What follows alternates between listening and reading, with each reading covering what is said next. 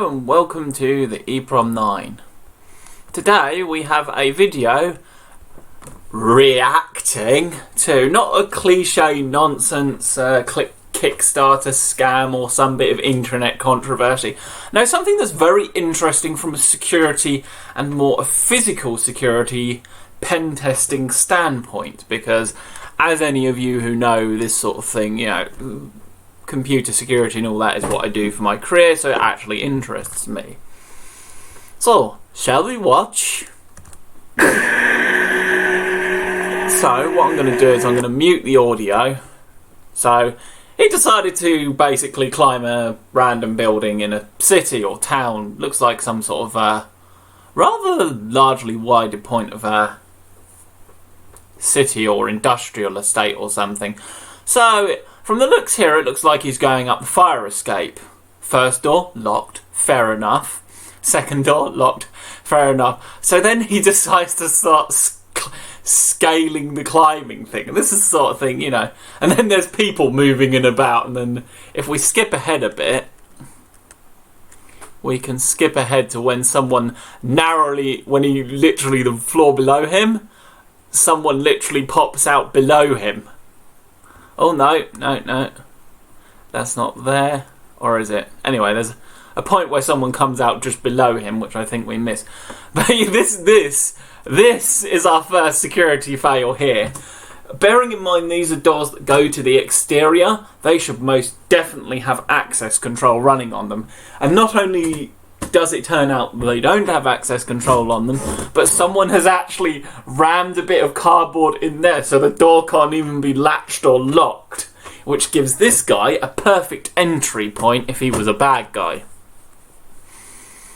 So then he goes in, has a little look around, and peers through the door. There's people in the office and all that jazz. Oh. You know, people having a little chat down the end of the hallway.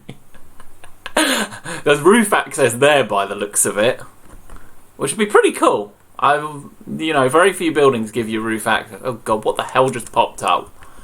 What the hell is this? Go away! Random nonsense. There we go, we got it back.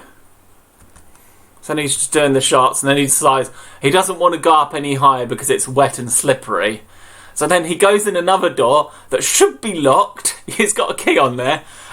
And what do you see? A box of Keysight equipment. So you're in a room where they're storing high-value items, because for those of you who don't know, Keysight is a test equipment manufacturer who used to be Agilent before that and then HP before that. I think they acquired HP back in the 90s.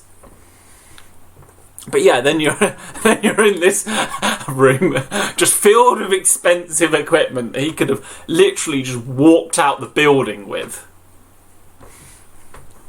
So he's wandering around up here, and at this point he's basically trying to find a way out. So then he just thinks, fuck it, I'm going to go through the office. You actually have people sitting in their office, oblivious to this. You would not believe how oblivious people can be in the offices to stuff going on around them.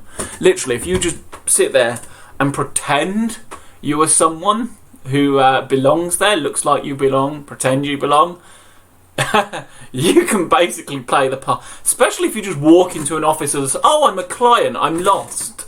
Oh, I'm not on the register. I don't know what happened there. Maybe have a fake email you can show off. You know, all that jazz. Make yourself look convincing. So he continues through. More occupied offices. This office is even facing out. But, you know, you're on your computer. There's people moving around in front of you. You're not going to pay attention to everything. Now, at this point, he didn't actually have to do what he went to do next. Because right here, there's actually a button to get out to the office to unlock the electromagnets on the top of the doors.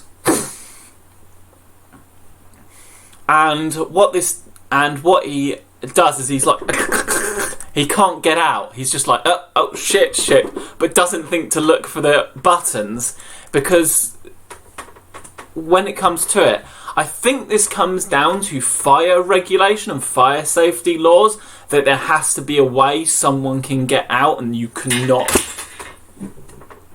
That was random. I don't even know what that was. Oh, it might have been the charger, because there's a charger that shouldn't be on the floor down there. But yeah, I think it's something to do with fire regulation to make sure everyone can get out of the building. So it's usually harder to get in where you've got to go through the access control. So the way out, you can usually just be like button, button, button, button. Sometimes downstairs in the turnstiles bit, and this is actually quite common, you'll have to put your ID through to get through, but there's always the fire escape. You can always get out through the fire escapes. But this is in a case of a building which has 2 stairwells, 1 internal, 1 sort of semi-external, probably more of a fire escape route. But you notice the office workers through the video are in and out, probably because they don't have to use their ID card, so it's convenient, so they can continue leaving them discarding on their desk. Where a guy like this could be like, oh, ID card, boop, boop. Now I can get wherever I want in the office. So he's like, oh shit. Yeah, he basically admits it. He doesn't know how the door lock system works here. So he's just like, oh shit, I'm going to have to go and talk to... Yeah, he actually gives a bit of things. Can you unlock the door? Who are you? Yeah. I came through the back. Why? This guy here he's talking to is doing all the right stuff in challenging the individual and being like, who are you? Why are you here? How did you get in? You know, to establish, you know, because, you know, this office, he doesn't know why he's here. He could be here to steal stuff, be a potential spy for another company, you know, spying for some Chinese company somewhere. Or just a general thief going around to nick people's laptops in the office. You know, if you have a small rucksack, you can easily throw a few nice high-end, expensive MacBooks in your bag. Good luck them tracking those down. I know there are some laptops where they put SIM cards in, but you can always take the SIM cards out. So he's going through this dialogue, basically, and he eventually gets the guy to just let him out. I think this guy also has videos where he's had, like,